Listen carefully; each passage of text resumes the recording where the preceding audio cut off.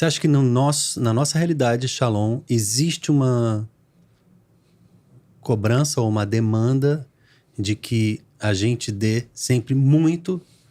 Porque eu acho que tem um pouco a ver com a identidade, com a missão de ofertar a minha vida, gastar a minha vida, minha juventude por amor. Será que isso é levado de uma maneira desequilibrada por nós? Pedro, eu tive uma grande felicidade de morar nesses anos de diaconia na casa do fundador, do Moisés. Uhum. E uma das coisas que ao longo dos anos eu fui vendo de forma muito concreta e fui tocando na vida da comunidade é que muitas vezes, e na minha própria carne, né? É que muitas vezes o que acaba acontecendo com a gente é uma interpretação errada dessa oferta de vida. Por quê? É claro que a vida é para ser ofertada e que nós consagramos a nossa vida para isso. Porém, a oferta de vida, ela não é autodestruição. Oferta de vida não é se matar. Oferta de vida não é destruir o meu corpo, a minha psique, o meu emocional. Oferta de vida é ter tudo isso com qualidade para ofertar, oferecer a Deus e à comunidade, e aos irmãos, e à igreja. E por que eu falei que eu moro com o fundador? Porque uma das coisas que eu admiro muito no Moisés é porque ele tem muito claro a dinâmica da oferta de vida, do se gastar por amor a Deus.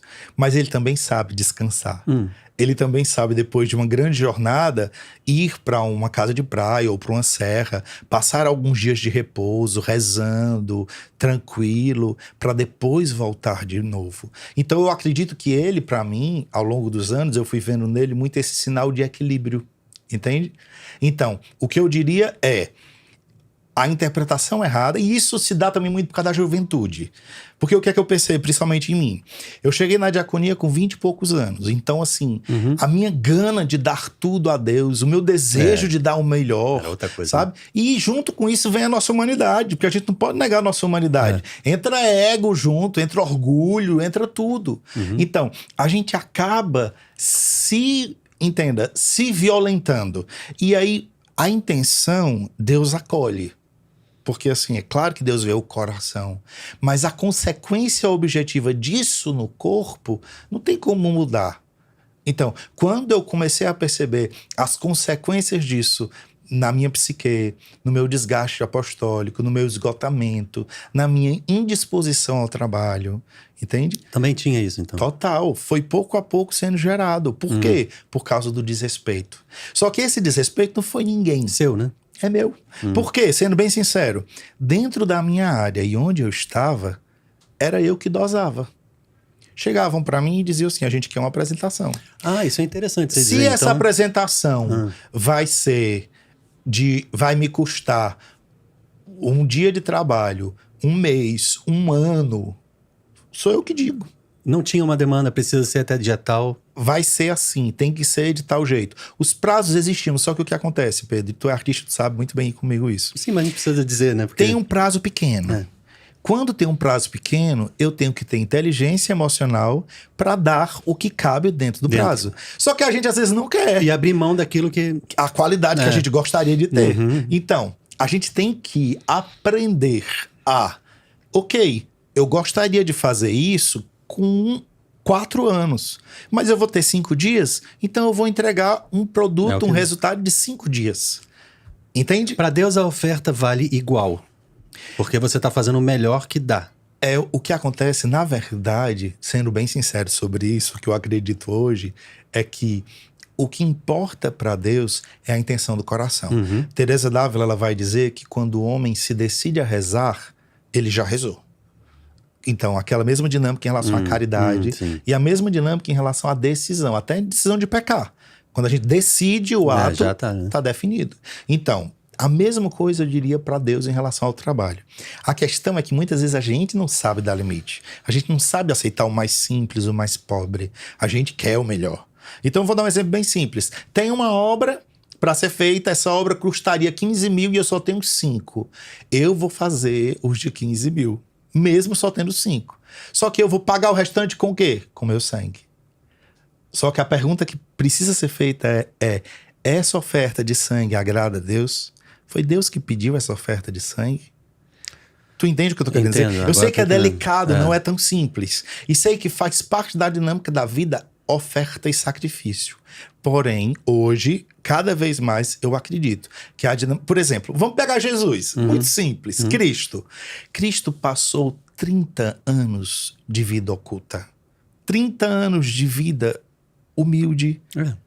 Os 3 últimos anos de vida foi a vida pública. Foi quando veio o ministério e tudo. E digo mais, paixão, morte e ressurreição, paixão e morte, foram horas, não foram anos. É verdade. Por que eu estou dizendo isso? Porque não tem psique humana que resista a anos, entenda, desse nível de tensão e de sacrifício.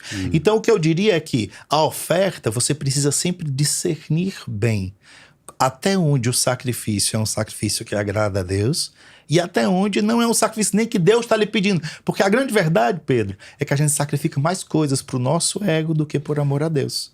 Construindo não o reino de Deus, mas a nossa vontade na terra. Entende? Claro, volto a dizer, com a melhor das intenções. Realmente acreditando que é evangelização, que é por amor a Deus. Só que não é tão simples. E é um discernimento que precisa ser feito de forma apurada. E o que eu lhe diria hoje é, se hoje eu voltasse no passado, por Rio de Fábio, que chegou na diaconia, cheio de gana, o que eu diria para ele é, meu filho, seja mais humilde. Seja mais simples. Humilde porque rolava, então, tudo isso que você Seja falou. mais pequeno. Não queira ser tão grande. Porque, Pedro, não precisa ser 100% o tempo inteiro. E eu queria ser 100% o tempo inteiro. Concretamente, tem uma homenagem da comunidade de vida. É só uma homenagem de aniversariante. Se deixar, eu monto um espetáculo, querido. Se deixar, eu faço produção de vídeo, de áudio, de tudo. Entendeu? Sim. Enquanto a pergunta é, precisa? Não precisa. Então tinha o ego. Sempre! Sempre. A diferença é, muitas vezes esse ego era inconsciente. Entende? Ah, sim. Ele não estava dentro de uma dinâmica de que eu tinha consciência e que eu sabia. Porque, Pedro, eu posso te dizer que existe muito mais coisas secretas no nosso coração do que a gente imagina. E que tem muito mais coisas que nós não temos consciência e que nós imaginamos que tem. Entende? Tipo assim, não, tenho consciência, não. Meu querido, precisa crescer na vida de oração, aprofundar no autoconhecimento para poder você olhar e dizer assim, ei, peraí, ó, isso aqui não é tão puro, não. E a grande verdade é que o ser humano, Pedinho, ele é ferido pelo pecado e tudo nele vai ser, de alguma forma, tocado pelo pecado e vai ter algum nível de impureza. O fruto, o que muda isso é a graça. E a graça opera no tempo, de forma muito concreta na nossa vida. Então, assim, voltando para a pergunta inicial, a oferta, ela é importante e ela é um bem. A vida foi nos dada para ser gasta. Você não escolhe se vai gastar ou se não vai gastar. Quem escolhe isso é o tempo. Enquanto você estiver no tempo, você vai estar gastando sua vida. E acabou. Pro bem e pro mal. A sua escolha é com o que você vai gastar. Então, essa escolha que existe. Aí a outra questão é, com que intensidade? Entende? Por quê? Porque você pode gastar a sua vida e consumir ela todinha num dia. E você pode gastá-la por muitos anos. Hoje eu posso lhe dizer que eu estou focado em gastar ela em mais tempo, durante mais anos de vida. Longevidade, que é o que traz a questão da qualidade que você falou. Então, a pessoa que preza pela qualidade, ela, na verdade, está zelando pelo dom que Deus deu. Sim. Sabendo regar, sabendo plantar numa terra fértil, cultivando a terra para que ela seja fértil. Porque se ela fizer tudo de uma vez, ela perde o resto da vida todinho que Deus planejou para que ela servisse até a velhice. Perfeito. Achando que estava sendo super frutuosa e, na verdade, está sendo desequilibrada, né? Perfeito. E outra coisa, Pedro. Nas virtudes existe a temperança. Na virtude existe isso. E muitas vezes a gente, por exemplo, eu, né?